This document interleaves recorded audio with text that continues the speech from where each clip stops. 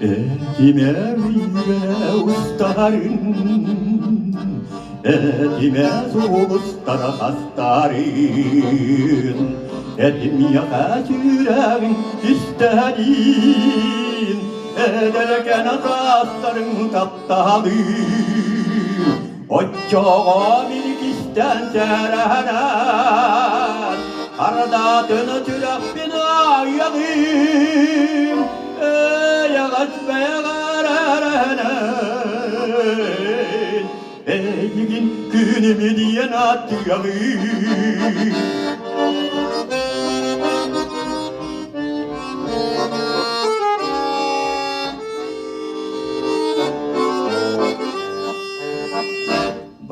Bağıran külüğün topuğuyum, onu da men yüre isteyeyim. Tattığımın diye bederlanı, hürmete bitki sarıyayım. Oçağa minik isten cerenen, kardatını çırapın ayağım. Yağaç beğenen, eygin günümü diyen atıyağım.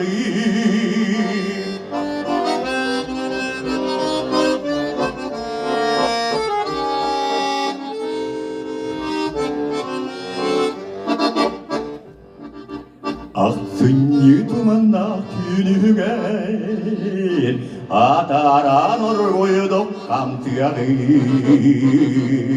Kastarımda gani kürerler, derken olup buna güyağım. Oçağa minik isten cerenen, kardatını çırak bir ayağım. Yağaç beğenen, eygin günümü diyen atıyağım. Yağaç beğenen, eygin günümü diyen atıyağım. Eygin günümü diyen atıyağım.